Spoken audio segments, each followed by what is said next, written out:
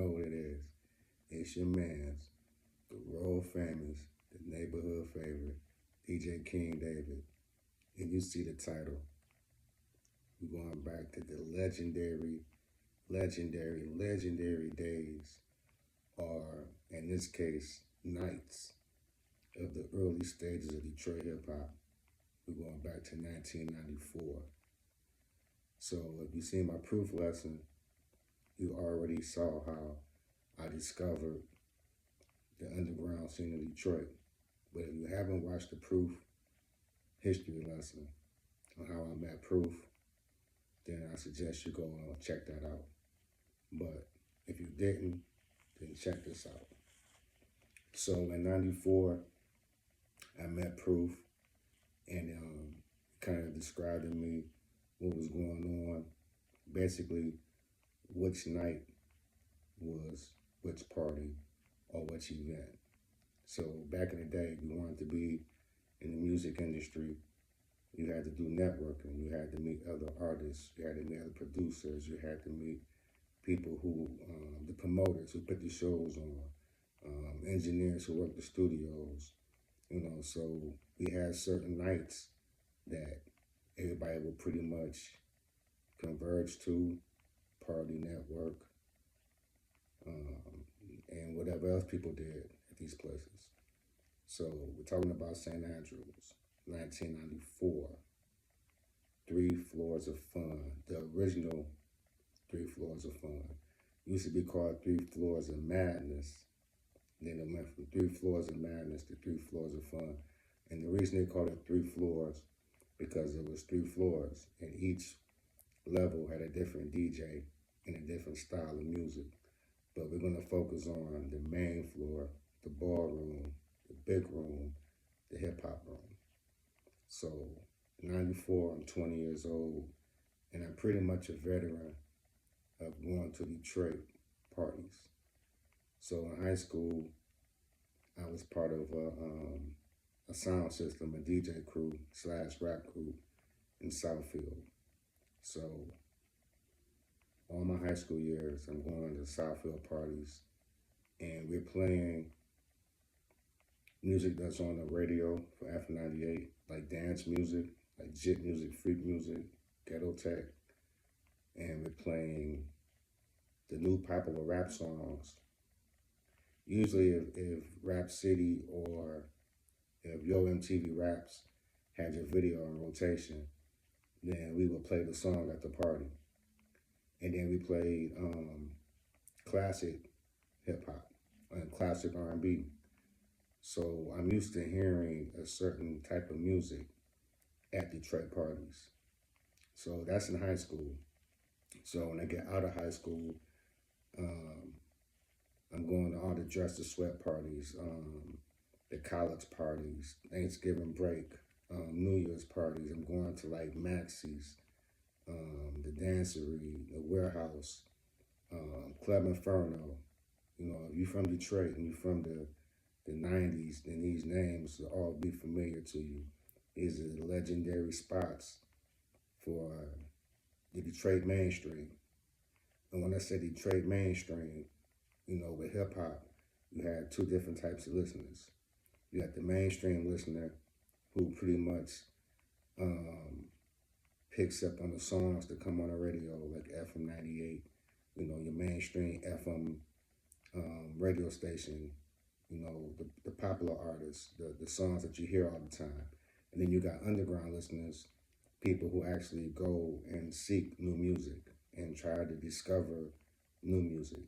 I was always an underground listener, but by me being a DJ and in the mainstream settings, I had to basically learn how to play for the audience. So musically, I'm a minority. I'm going to these dress to sweat parties, and I'm familiar with the music that they're playing because I'm a Detroiter. But I'm the same type of person that get a Source magazine and look at the fat tape. And the fat tape was basically like a mixtape, but it was written out. And I would go and seek these artists and seek these songs. Now keep in mind, in 94, there is no internet. So the way you can go on YouTube or SoundCloud and you can like type in songs. Back then we couldn't do that. You actually had to go to a record store and dig in the crates. Whether you was buying vinyl, CDs, cassette singles. However you had to get it is how you had to get it. So I'm used to going to these Detroit parties and they're playing like the stuff that's on the radio. And then one night I go to St. Andrews and I go by myself because at this point I don't know what to expect, but I kind of do know what to expect. And my friends, the people I was hanging with, they wasn't going to be into the stuff that I was into musically. So I go to St. Andrews by myself. It's 94. I'm chilling. As soon as I get to the stairs to go into the building, I see somebody that I've seen a few times before downtown, but I don't know him, but he's a familiar face. It ends up being Lo Lewis. I ended up officially meeting Lo like the following year. But Lo was on the steps. He got a blunt around this long. And he playing with it and he's singing. Oh, oh, sweet trees, don't you know you're my everything. So I'm like, okay, what type of club is this? I'm kind of digging this. I had a blunt or two on me too back then. I kept a blunt. So I get up in there, pay my $5, get up in there, and the music I was hearing like cuts and scratches and just it wasn't mainstream. Now keep in mind, St. Andrews is right here. There's an alley, and then next to the alley is Legends, and which later on became the Zoo Bar, which is like the epitome of the mainstream. So if you up in Legends, you got on some Rockports, some Gators, Coogee sweater, you know what I'm saying? You fly, you Detroit fly. You go up in St. Andrews, there's really no dress code. You got people in that's fresh. You got people in there that's kind of bummy. But when you go to St. Andrews, you're not really going to impress people with your wardrobe. You're really going for music. It's your music education. When you go to Legends, you trying to pop a bottle, be fly, you know what I'm saying? Get up on some females, that type of thing. Detroit player type of stuff. You go to St. Andrews, which is right across the alley, not even a full alley. When I first walked in, it was a big circle like on Beach Street, and people was breakdancing. I couldn't believe it.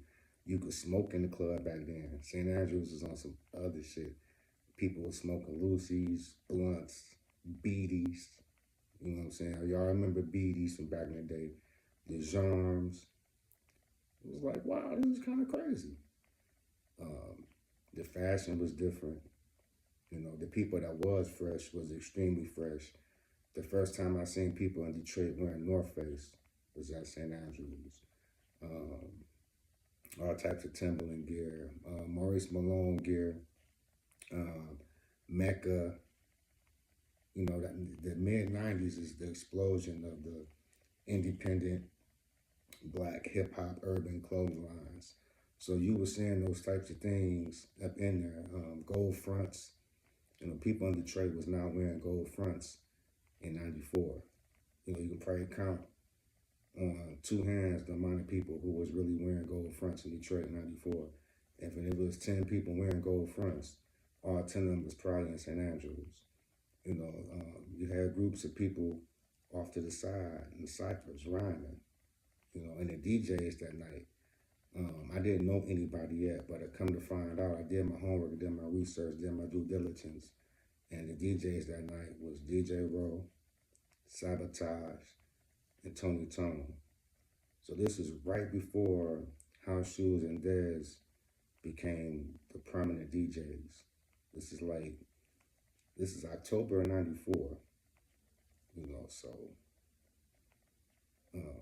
either late September, early October. We're talking about 30 years ago.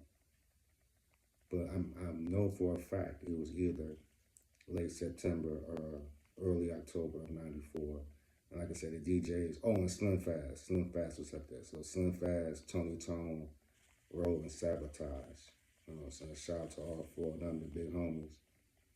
You know what I'm saying? And it was just a different experience. I mean, music I was hearing the music that I was doing the research for from the back of the Source magazine. I'm hearing Black Moon, Diggable Planets, The Far Side, Redman,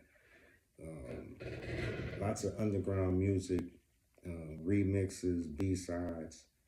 Um, it was crazy. It was definitely a whole different world, especially for Detroit. Because in Detroit in '94, the average person was really listening to like West Coast, like the West Coast G Funk explosion and the beginnings of down south trap music really was what Detroit was on. You know, I was always get teased for being East Coast or being New Yorkish, but St. Andrews was full of a bunch of people that was kind of New Yorkish and kind of East Coastish. You know, you would hear some West Coast artists in there, you know what I'm saying, but it wasn't the same records that you was hearing on mainstream radio. So St. Andrews gave us a place every Friday to come and be these underground rap kids that we were. And we didn't know it at the time, but we definitely were making history. So if you've seen the 8 Mile movie, The Shelter, when they had the rap battles, it's actually the basement of St. Andrews. Now, from what I understand, the Shelter was the original spot that the hip hop was held at, but it became popular and it grew, so they moved it upstairs to the main room.